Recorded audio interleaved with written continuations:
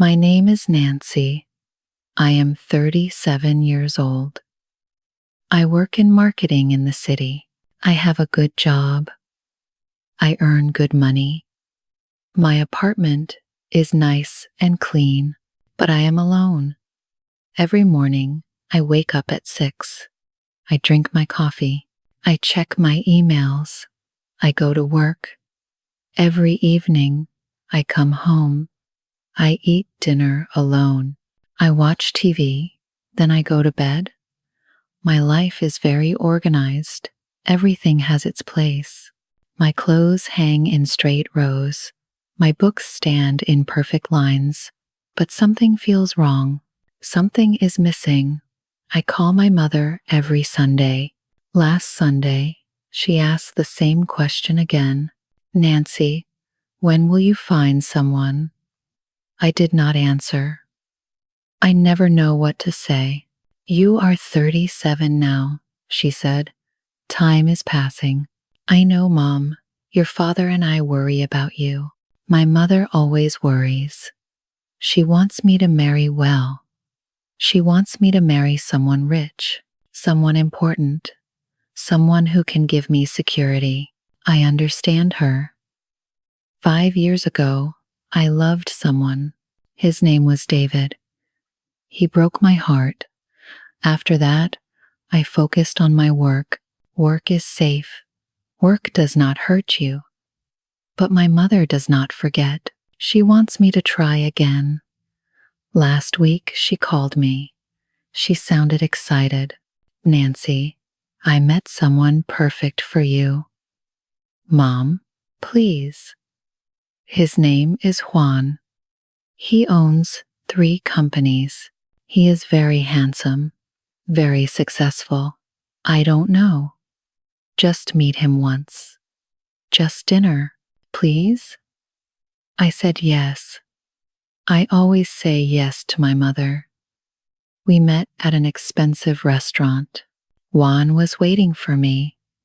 My mother was right. He was very handsome. He wore an expensive suit. His watch cost more than my car. Nancy, he said. He smiled. His teeth were perfect and white. Hello, Juan. He pulled out my chair. We sat down. The restaurant was beautiful. Crystal lights hung from the ceiling. Soft music played in the background. Juan ordered wine. He ordered our food.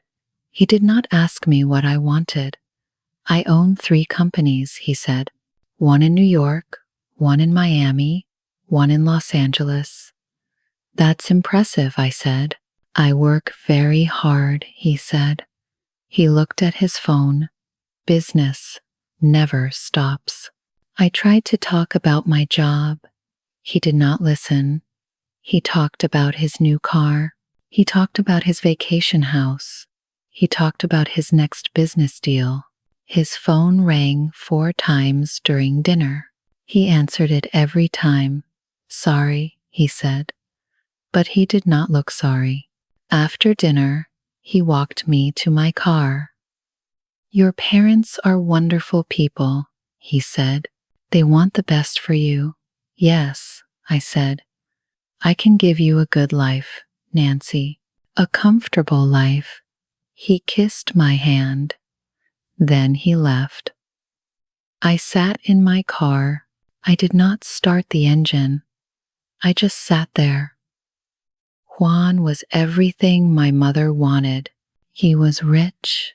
He was successful. He was handsome. My parents would be so happy. But I felt nothing. I felt empty inside. I drove home slowly. The city lights blurred past my window. I thought about my neat, organized life. I thought about Juan's perfect smile. Everything looked right, but nothing felt right. I parked my car. I walked up to my apartment. I opened the door. Everything was clean and quiet. I was still alone. The next Saturday, I went to the farmer's market. I go there every weekend. I buy fresh vegetables and bread. That day, I saw a small wooden table. It was beautiful. The wood was smooth and warm. I touched it gently. "Do you like it?" a voice asked. I turned around. A man stood behind the table. He wore old jeans and a blue shirt. His hands were covered in wood dust. His eyes were kind and brown. "Yes," I said, "it's very beautiful." "I made it myself," he said. He smiled. "My name is Brian." "I'm Nancy." "Nice to meet you, Nancy." He showed me other pieces, small boxes, picture frames, a wooden bowl. Each piece was simple but perfect. "You are very talented," I said. "Thank you." He looked pleased. "I love working with wood. I have a small workshop near here." A customer came to buy something. I said goodbye and left. But I thought about Brian all day. His kind eyes, his gentle voice, his honest smile. Juan called me that evening. "Nancy, I have tickets to the opera," he said. "Friday night. I will pick you up at 7. He did not ask if I wanted to go. He just told me the plan. "Okay," I said. "Wear something elegant," he said. Then he hung up. On Monday, flowers arrived at my office. Red roses. Very expensive. The card said, "From Juan." My coworkers were impressed. "Who is Juan?" they asked. "Someone I'm dating," I said. "He must really like you." I put the flowers on my desk. They were beautiful, but they felt cold somehow. Juan took me to the opera on Friday. He wore another expensive suit. I wore a black dress. We sat in the best seats. During the show, Juan checked his phone. The screen lit up his face in the dark theater. People around us looked annoyed. "Juan," I whispered, "please put it away." "Important business," he whispered back. After the opera, we went to dinner. Another expensive restaurant. "I'm thinking about buying another company," Juan said. "In Boston. It's a good investment." "That sounds nice," I said. "I'll need to travel more, but you can come with me sometimes." He did not ask if I wanted to travel. He just assumed. "What about my job?" I asked. "Oh, you could quit. I make enough money for both of us." I felt uncomfortable. My job was important to me. Juan's phone rang again. He answered it. He talked for 10 minutes. I just sat there. This became our pattern. Juan called. Juan planned. I followed. He sent more flowers. He took me to expensive places, but he never asked about my day. He never really listened to me. My mother was happy. "Juan is wonderful," she said. "Don't you think?" "Yes, Mom," I said. But I did not think so. I felt more alone with Juan than when I was by myself. 2 weeks later, I went back to the market. I told myself I needed vegetables, but really, I wanted to see Brian again. He was there. He was talking to an old woman. He laughed at something she said. His laugh was warm and real. He saw me and waved. "Nancy, you came back." "Yes," I said. "I wanted to see your work again." "I'm glad." He showed me a new piece, a small wooden bird. "I finished this yesterday." I held it in my hands. It was perfect. "The morning light in my workshop is beautiful," Brian said. "That's when I do my best work." Everything feels peaceful then. It sounds lovely, I said. Do you like your job? He asked. No one ever asked me that. Not Juan. Not even my parents. I do, I said, but sometimes it's stressful. I understand, Brian said. He really looked at me. He really listened. What do you do? I told him about marketing, about my projects, about my difficult boss. He listened to every word. That sounds challenging, he said, but you seem strong. I think you're good at it. Something warm spread through my chest. It felt like sunshine. We talked for 20 minutes. About work, about the city, about small, simple things. Time passed quickly. I should go, I said finally. Come back next week, Brian said. I'll have new pieces to show you. I will, I said. I walked home slowly. I thought about Brian's kind eyes, his gentle questions, the way he really listened. Juan never listened. Juan never asked about my day, but Brian did. My phone rang. It was Juan. Nancy, tomorrow night, dinner with my business partners. Wear something impressive. Okay, I said quietly.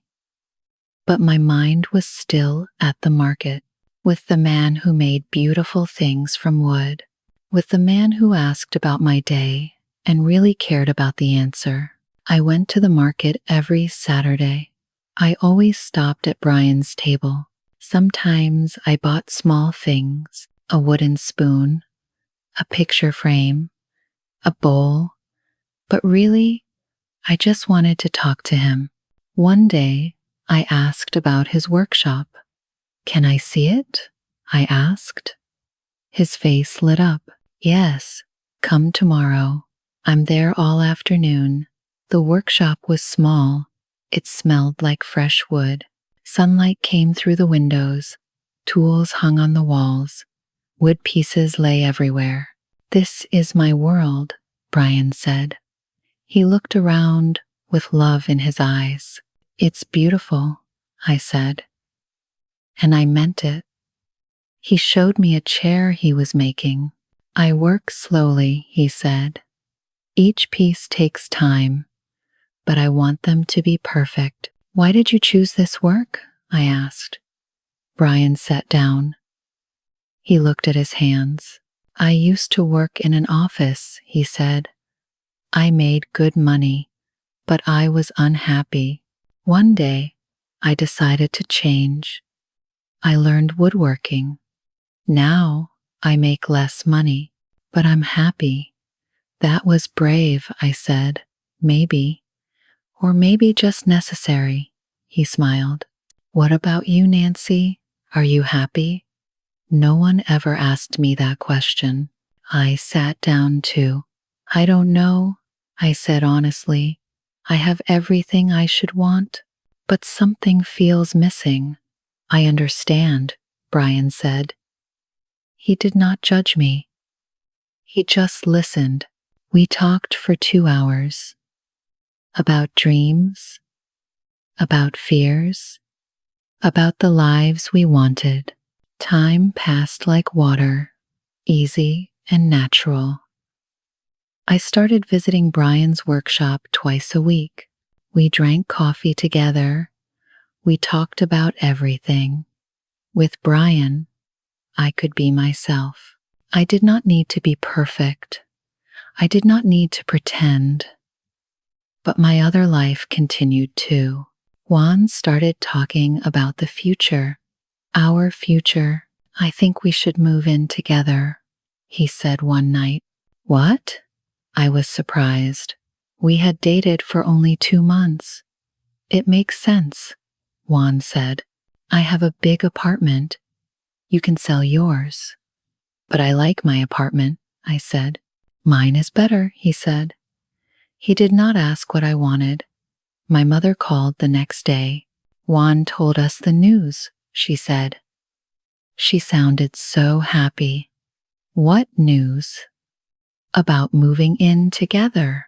Nancy, this is wonderful. Mom, I haven't decided yet. What is there to decide? He's perfect for you. He's rich. He's successful. Don't throw this chance away. But Mom, your father and I are so proud. Finally, you're making a smart choice. I felt trapped, like walls were closing in around me. Juan took me to parties with his business friends. I wore expensive dresses. I smiled and nodded, but no one asked my opinion. No one cared what I thought. I was just Juan's girlfriend, nothing more. One night, Juan talked about my job again. When we get married, you should quit, he said. I don't want to quit, I said. Why not? You don't need to work. I make enough money. My job is important to me. Juan laughed. It's just marketing, Nancy. It's not that important. His words hurt me, but he did not notice. I thought about Juan at night. I thought about Brian too. I compared them in my head. Juan offered security, money, status, everything my parents wanted, everything society said I should want. But Brian offered something different: kindness, understanding, a real connection, the chance to be myself. Juan was the safe choice, the smart choice, the choice everyone expected. But my heart pulled toward Brian, toward his gentle smile, toward his small workshop filled with sunlight. I felt so confused. I felt guilty too. My parents wanted me to be with Juan. They would be so disappointed if I chose differently. What kind of daughter was I? What kind of person turns away from security? But I also thought, what kind of person ignores her own heart? Then, one day, everything became clear.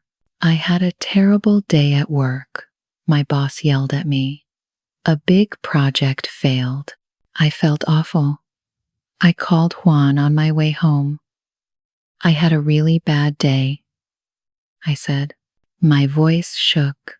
Oh, Juan said, just buy yourself something nice. That always helps.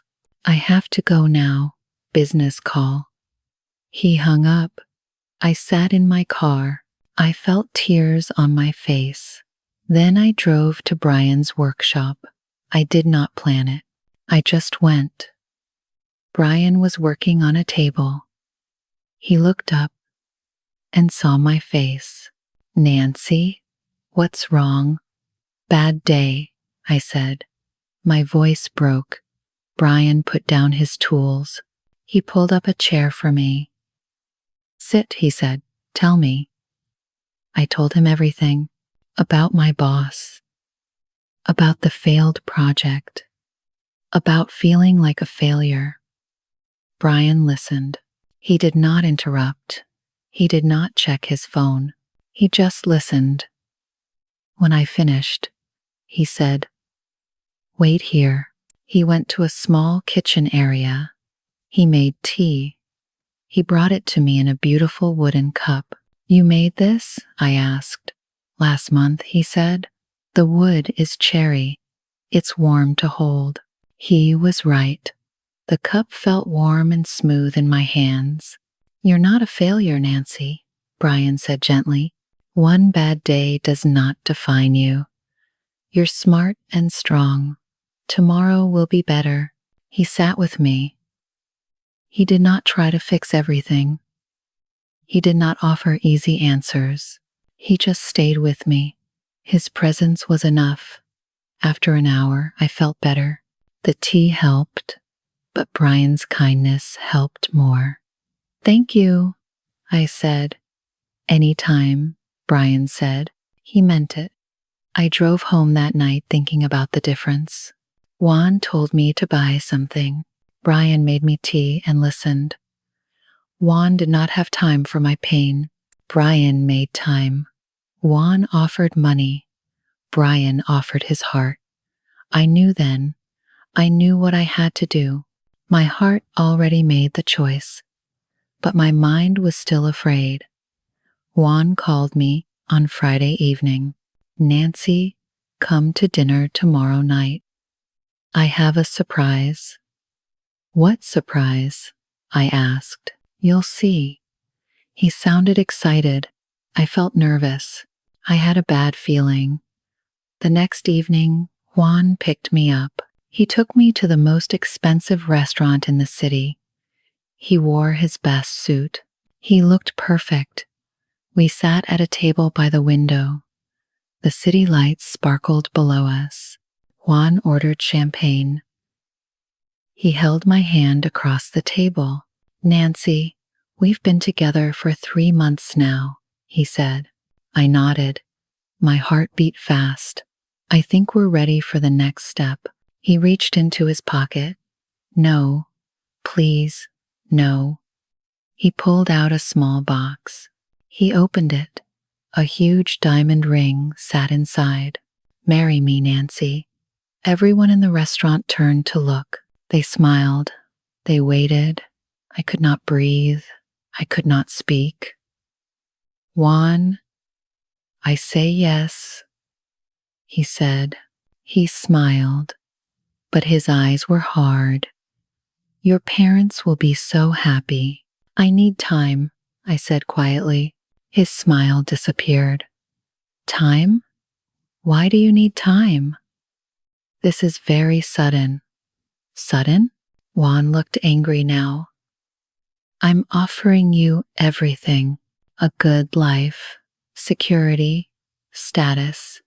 What more do you want? I want love, I said. Love? Juan laughed. A cold laugh. Love is not enough, Nancy. Love does not pay bills. Love does not give you a good life. People were still watching us.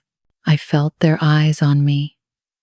I'm sorry, I said. I can't. I stood up. I left the ring on the table. I walked out of the restaurant. Juan followed me outside. Nancy, stop. I stopped. I turned around. Where are you going? He asked. Home. Is there someone else? His voice was sharp now. I did not answer. There is, isn't there? Juan stepped closer. Who is he? Does he have money?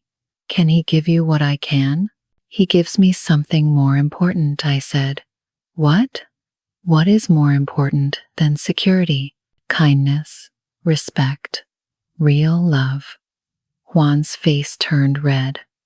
You're making a huge mistake, Nancy. You're throwing away your future. For what? Some poor man who can't even take care of you? He takes care of my heart, I said. And that's what matters. I called a taxi. I left Juan standing there. When I got home, my phone rang. My mother, Nancy, Juan just called us. What did you do? I said, no, Mom. No? Are you crazy? He's perfect. He's not perfect for me. This is about that man, isn't it? That carpenter. My heart stopped. How do you know about Brian? We saw you last week, walking with him, laughing with him. Mom, Nancy, listen to me. That man has nothing, no money, no future. Juan can give you everything. Juan can't give me happiness, I said. Happiness? My mother's voice was sharp. Happiness is not enough.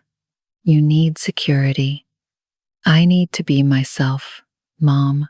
I need someone who sees me, who listens to me, who cares about my feelings. You're being foolish. Maybe, I said. But it's my life. It's my choice. Your father and I are very disappointed. Her words hurt, but I knew what I had to do. I'm sorry, I said, but I have to live my own life. I hung up. I sat in the dark apartment. I felt scared. I felt free.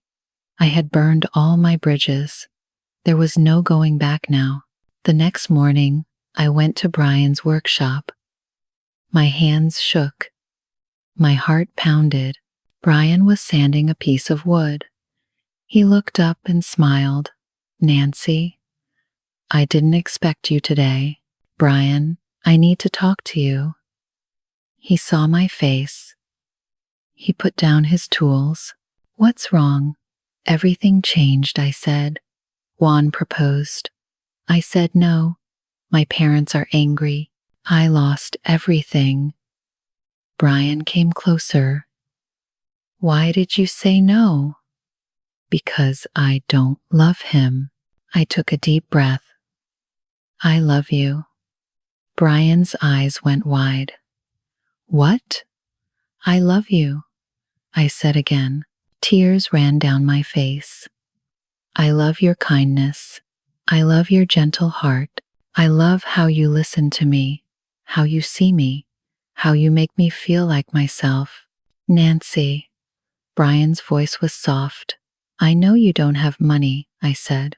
I know life with you will be hard, but I don't care. I want a real life. I want a life with you. Brian took my hands in his. His hands were rough and warm. I love you too, he said. I've loved you since the first day, but I was afraid. I thought you would choose Juan. I thought I had nothing to offer you. You offer me everything that matters, I said. Brian pulled me close. He held me tight. Life will be difficult, he said. I don't make much money. We'll have to work hard. We'll have to be careful with every dollar. I know, I said, but we'll be together. That's what matters. Are you sure? Brian asked. Really sure? I'm sure, I said. He kissed me then. A gentle, honest kiss. It felt like coming home. We'll face everything together, Brian said. I promise. Together, I said. I felt scared, but I also felt something else. Something I had not felt in years. I felt happy. My mother did not call for 2 weeks. My father did not call either. The silence hurt. I called them many times. They did not answer. Finally, my mother picked up. Mom, please talk to me, I said. What do you want me to say, Nancy? You threw away your future. I chose my happiness. You chose poverty, she said. Her voice was cold. You chose a man with nothing. He's not nothing, Mom. He's everything to me. We cannot support this choice. Your father and I need time. She hung up. I cried for an hour. My friends were not much better. The friends who met Juan could not understand. You said no to Juan? Sarah asked. Are you serious? Yes, I said. But he's rich. He's handsome. He's perfect. He wasn't perfect for me. Sarah shook her head.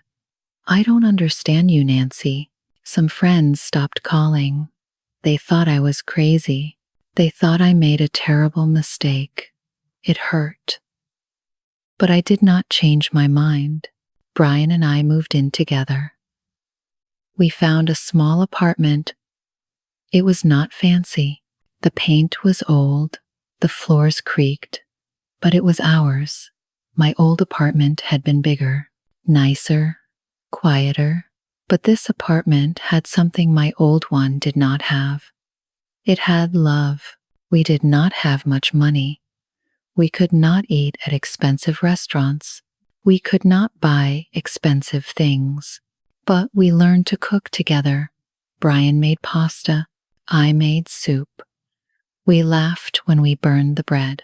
We celebrated when the food tasted good. We fixed things ourselves. The kitchen sink broke. Brian fixed it. A chair leg broke. We fixed it together. Every evening, we sat on our small couch. We talked about our days. We made plans. We dreamed together. Brian worked in his workshop. I went to my job. We both worked hard. But we were happy. Really happy. One night, I told Brian, I don't miss my old life. Not at all? He asked. Not at all, I said. That life was empty. This life is full. He kissed my forehead. I love you, Nancy. I love you too. But life was not always easy. 3 months later, Brian faced a problem. He came home one night. His face looked worried. What's wrong? I asked. The market is closing, he said. They're building new shops. I'll lose my selling space. Oh, no. My heart sank. I don't know what to do, Brian said. That's where I sell most of my work. Without it, I'll make much less money. We sat together on the couch. We were both quiet. Money was already tight. If Brian made less, life would be even harder. We'll figure it out, I said. How? Brian looked so sad. Maybe I should get a regular job again. Go back to an office. No, I said. You love your work.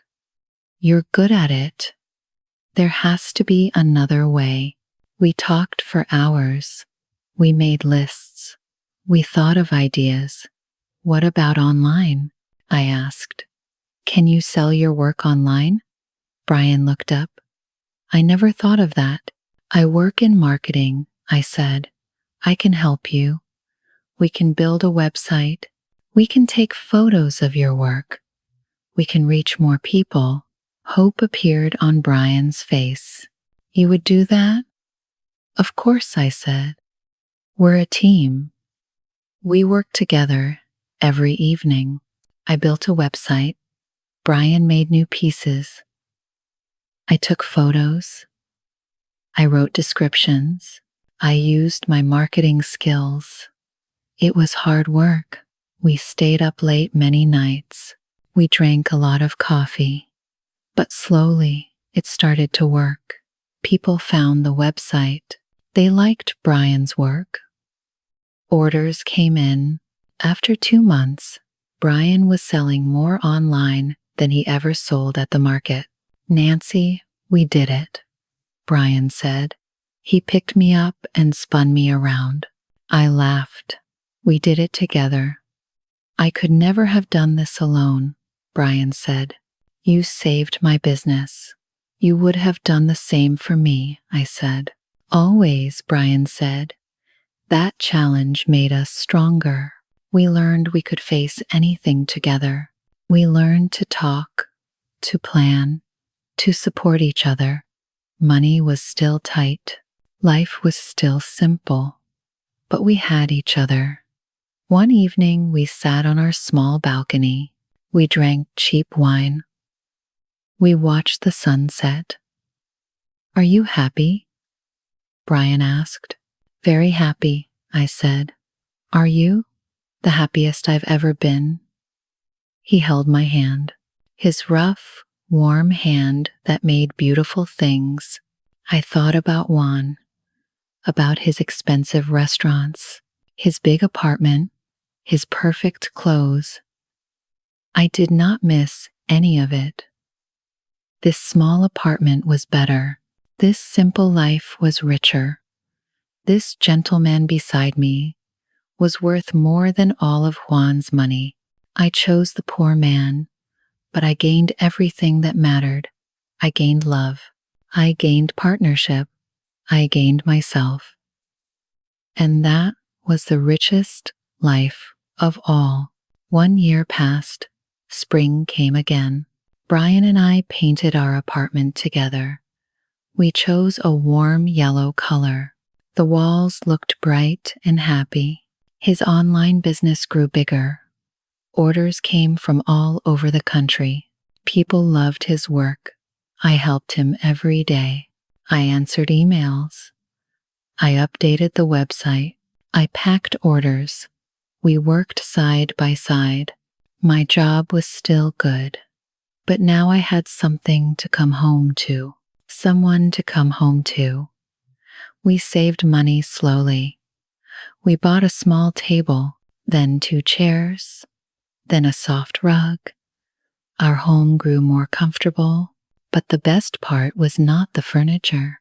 The best part was the laughter, the quiet evenings, the Sunday mornings in bed, the simple joy of being together. I thought about my life before Brian, my neat, empty apartment, my lonely dinners, my organized, cold routine. I had more money then. I had a bigger apartment. I had my parents' approval. But I was not happy. I was not myself. Now I had less money. I had a smaller apartment. My parents were still distant, but I was truly happy. I was finally myself. I looked at Brian every morning, his kind eyes, his gentle smile, his rough, honest hands. I made the right choice. I knew that now. I never regretted it. Not even once. Yes, life was harder. Yes, we counted every dollar. Yes, we worked long hours. But we had love. We had respect. We had partnership. We had each other. That was worth more than all the money in the world. One Saturday afternoon, someone knocked on our door. I opened it. My mother stood there. My father stood beside her. Mom? Dad? My mother looked nervous. Can we come in? Of course. My hands shook. I let them inside. They looked around our small apartment. They saw the yellow walls, the simple furniture, the photos of Brian and me on the shelf. Nancy, My mother stopped. She looked at my father. We came to see how you are, my father said quietly. I'm good, I said. I'm very good. Brian came out of the kitchen. He wiped his hands on a towel. Mom, Dad, this is Brian. Brian shook their hands. Nice to meet you. We all sat down. It was awkward at first. Nobody knew what to say. Then my mother spoke. You look happy, Nancy. I am happy, Mom. I can see that. She looked at Brian. You make my daughter happy? I try my best, Brian said. I love her very much. My father cleared his throat. We were wrong to judge so quickly. I felt tears in my eyes. Thank you, Dad. We still don't fully understand your choice, my mother said. But we see that you're happy. That's what matters. It was not a perfect reconciliation, but it was a start, a small bridge between us. They stayed for tea. We talked carefully, but we talked. That was something. When they left, my mother hugged me. I'm trying, Nancy. That's all I ask, Mom. After they left, Brian held me. I cried happy tears. They came, I said. They finally came. Love finds a way, Brian said. That evening, we sat on our small balcony. We drank tea from Brian's wooden cups. The sun set slowly. The sky turned orange and pink. What are you thinking? Brian asked. I'm thinking about choices, I said. I chose you. I chose this life. I chose love over money. Do you regret it? Brian asked softly. Never, I said. Not for 1 second. I leaned against him. His arm went around my shoulders. True wealth is not in your bank account, I said. It's in your heart. It's in the person beside you. It's in moments like this. You're very wise, Brian said. He smiled. I learned it from you, I said. We sat there as the sun disappeared. The city lights came on below us. The world kept moving, but we were still. We were peaceful. We were together. I chose the poor man, and I found the richest life. Money could not buy this feeling. Money could not buy this peace. Money could not buy this love. I had everything I needed, right here, right now, and that was enough. More than enough. That was everything.